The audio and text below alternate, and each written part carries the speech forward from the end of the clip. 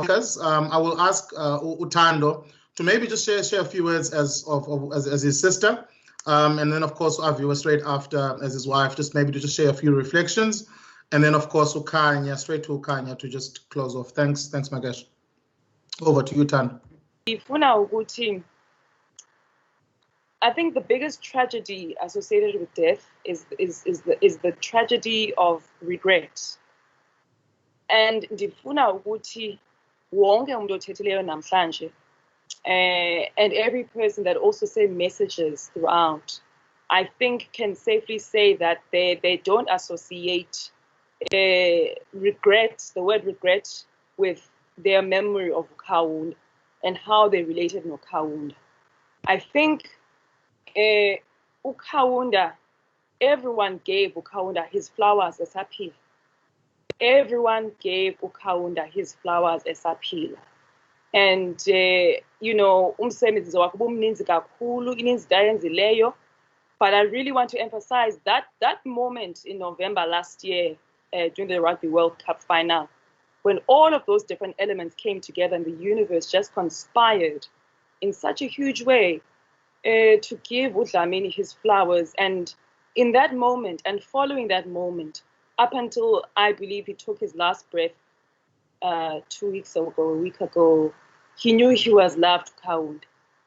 He knew he was loved, uDlamini, and usithandile kakhulu isizwe. Usithandile kakhulu isizwe, uzithandile izihlobo zakhe. Kakhulu. Ngamanye amathuba sibe ngathi thina singasenza izifemeli izihlobo nazi ngaphambili. But we had to concede into yoba uKaunda akangowethu. Nangona sizelwe naye, sakhula naye, ezalwa ngumama notata. Zihlobo sifuna ubulela nisifunqule njengosapho lakwaNtunja throughout. Nisifunqule ngemithandazo yenu, nisifunqule ngemiyalezo ne-calls zenu, ngendlela enenasixhasa ngazo. Ndiyabulela bethunana. Andifuni uqhubekeka ukuthetha kuba ndifuna ushiya indawo for unkosikazi akhe anabe kakuhle kuba yena liciko ngaphezu kunam. Mna ndiyabhala, yeyona nto endiyistrongo kakhulu kuyo. Ndiyabulela kakhulu enkosi ithando. Thank you so much, everyone.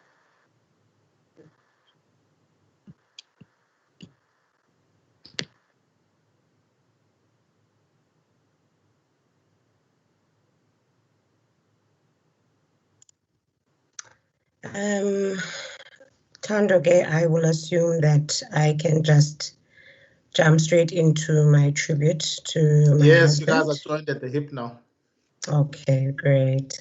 Okay, firstly, I'd like to greet wonke umuntu okhoyo, friends, our friends, family members, the entire Dalian community, the media fraternity, Kaunda's colleagues who are amongst us, the Hollywood Bets family, Ubombo family as well, and the entire rugby nation at large that is with us here today. And I'll be clear that I emphasized our friends because Kaunda was very close to Abantu Bakhe.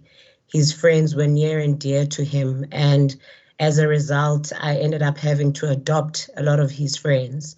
Many of them here would have tasted my cooking at some point or the other endlini, through the hosting that I often had to do as a result of the person that Kaunda was. I will actually recall that when Kaunda sought his blessing to take a wife from his father, the first question was, and then the second question was, and if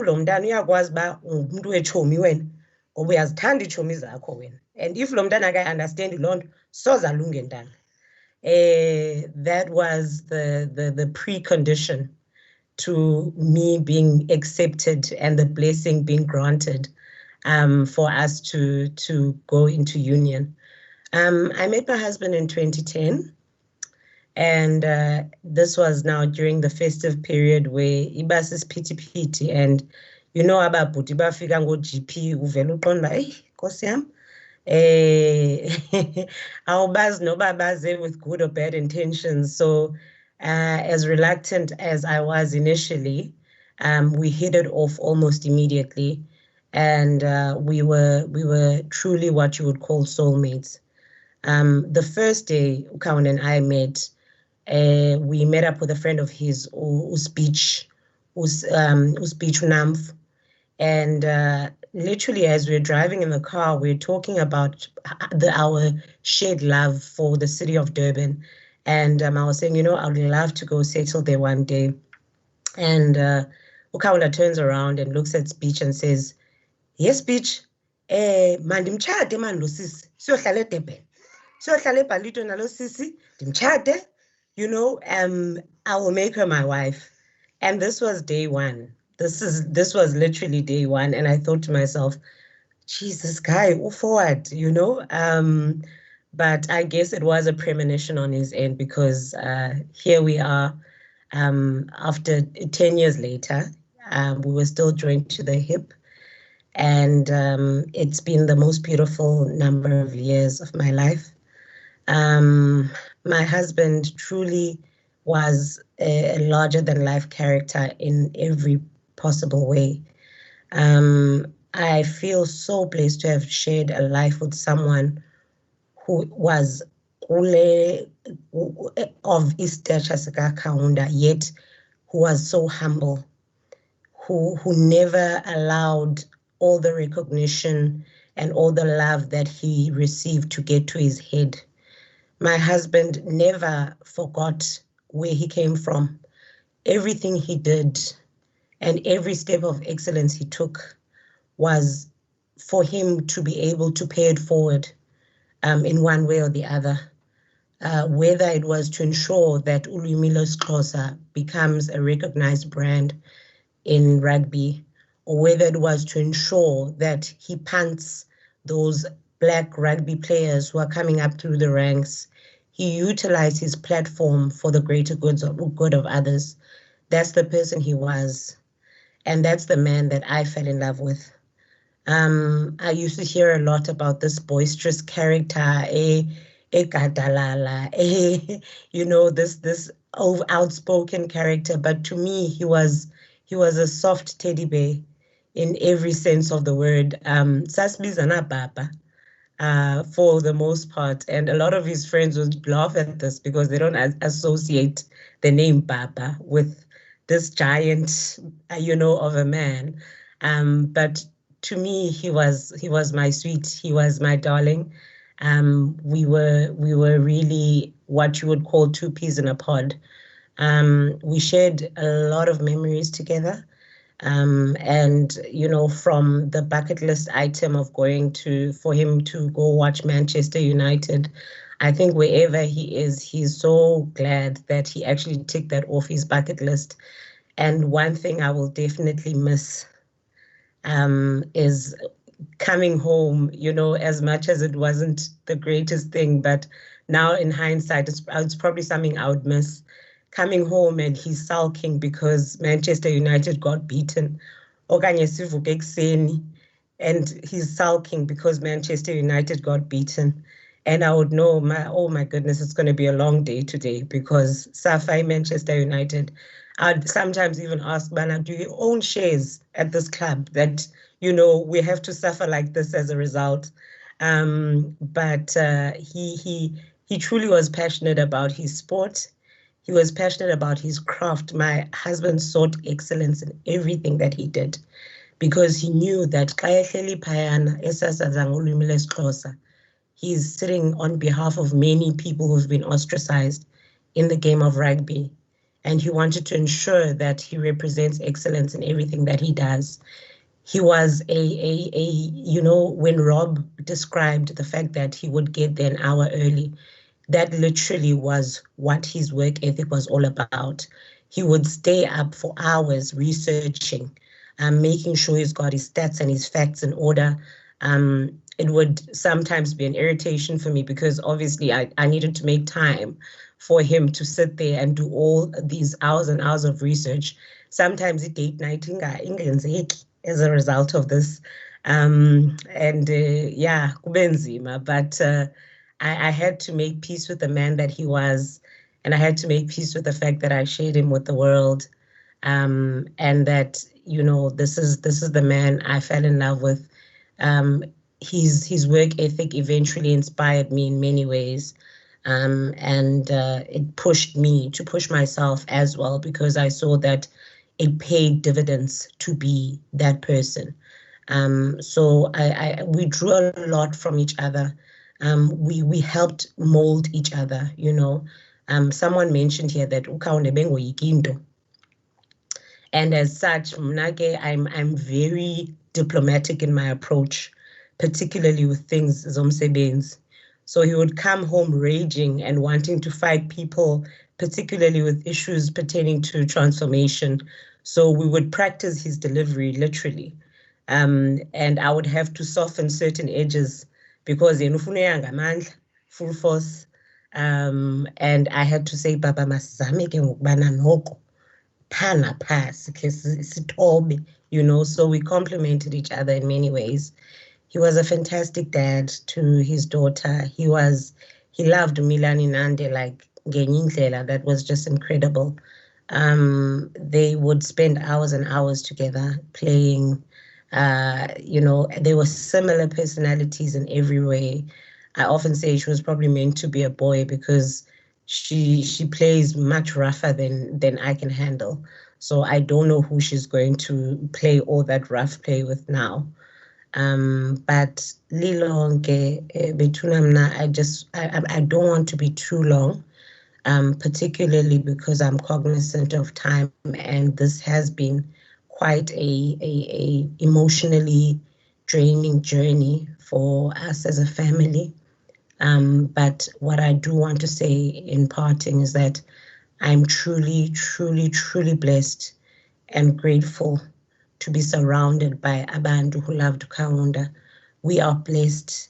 Me and my babies are truly blessed. We thank you so much for the words, for the support, for the gestures of love that we have received, the kindness that we have received, the outpouring of just pure love that we have received from every corner of the earth. Siyabulela bethuna. Let us all release uKaunda. There's a saying esiXhosa ethi isitya esihle asidleli. I think in English one would say the equivalent of that would be only the good die young. And I think in Kaunda's case, he has fulfilled his calling on this earth. And I myself release him with the utmost love. And I thank you all for what you have done for him in honoring him. I thank you all for who you were during his life and who you have been during this period of his passing. May God bless each and every one of you. Thank you.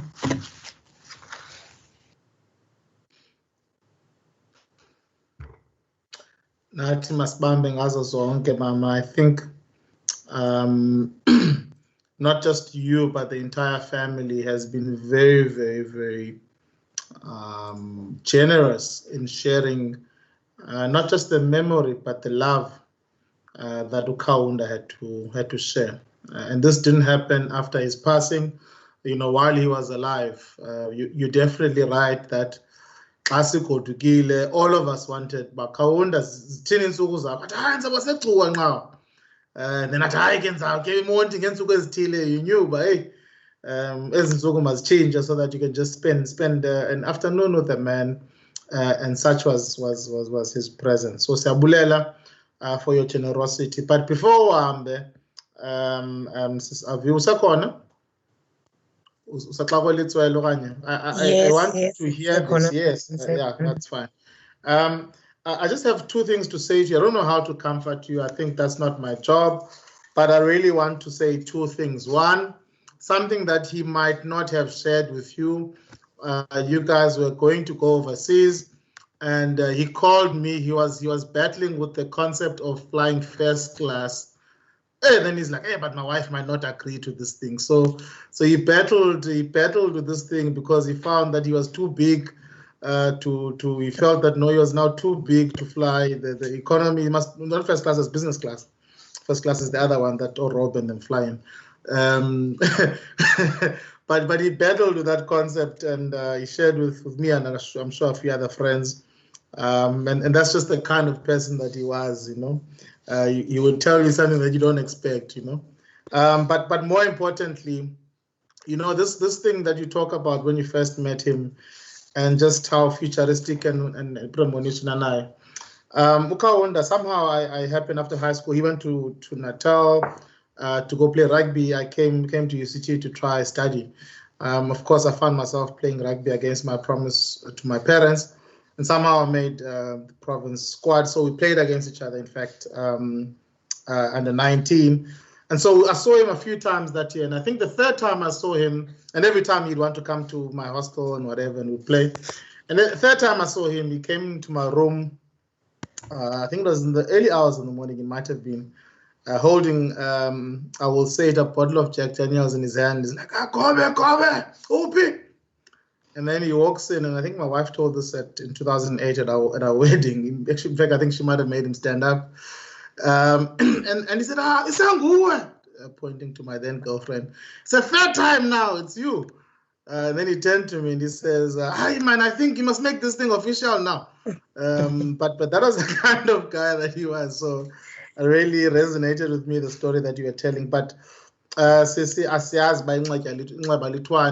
thank you again for sharing this evening with us and really allowing us to remember and hold the memory of your dear husband in that way.